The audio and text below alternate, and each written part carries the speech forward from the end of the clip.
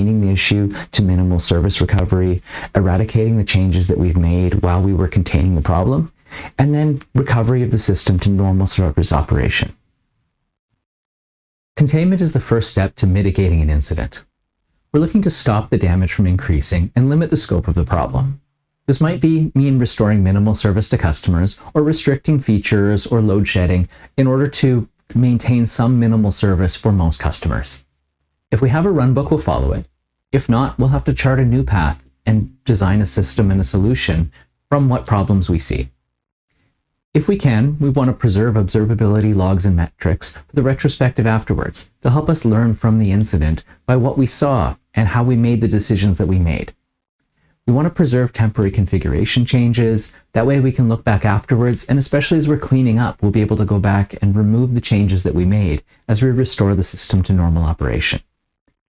Preserve application and activity logs. These are important, especially during the retrospective, to see what went wrong as we try to determine contributing factors.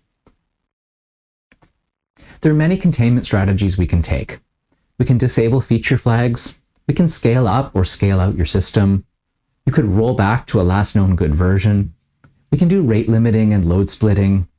This might be the time for a hotfix deployment, or you might need to contact a platform vendor and bring them in to make changes to the platform underneath your service. These are all good strategies to start containing and reducing the scope of the problem so that you can clean it up afterwards. The goal of containment is to restore minimal service to our customers.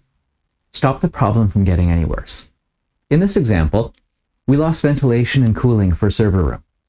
We shut down a number of servers and systems to reduce the heat load in the room, but the only option we had for cooling was a portable AC chiller. And it produces a lot of heat, and so we couldn't run it within the room itself. We had to run it outside and vent the heat into the hallway. Now, that hallway got very hot. It was close to 50 Celsius in the hallway, but inside we were able to duct it into where the servers were as best as we could. We had some boxes, we had some tape, we did our best. What this did, though, is it restored minimal service. It kept the ship operating, it kept email running, and it kept communication running during the first 2 days of the dry dock until proper ventilation could be restored. And so this got us through the problem. It used multiple solutions to reduce the load and also to increase new cooling.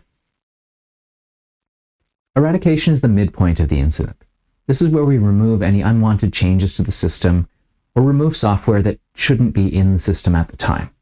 If this was a security incident, we might be removing malware or changes to the system that were left behind by an attacker. But for a non-security incident, this would be temporary configuration changes, parallel clusters, extra versions or hotfixes that we've done, or things that we've changed in the system.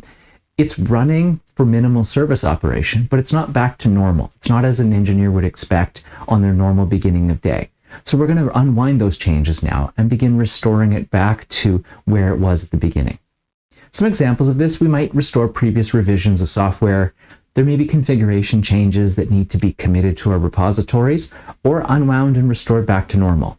And then again, any temporary services, clusters, tables, queues, topics, especially when we're load splitting, we might have paralleled parts of the system in order to meet the demands of our system. And so we're going to unwind those at this point.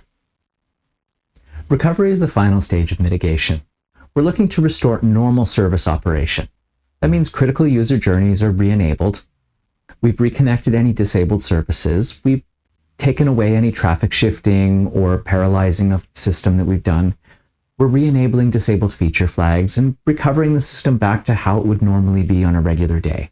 This means the automated scaling parameters are back to normal, schedules, things like that. We're also going to start looking for lower priority issues. We might have overlooked them during the incident or deferred them, and they could become the next incident trigger.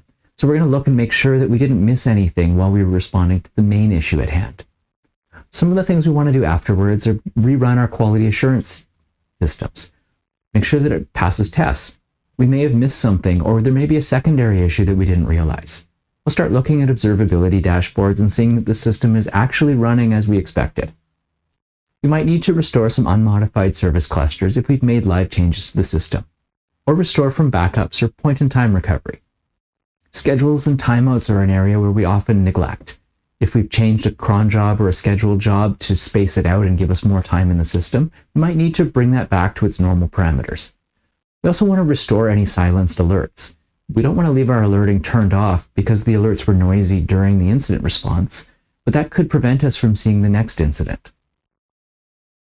Are you on call for your product, but when you're paged for an incident, you don't know what to do next? Do you want to level up your team's incident response practice? There's a free incident response checklist and preview lesson linked in the description below. I'm Chris, and I'm here to help.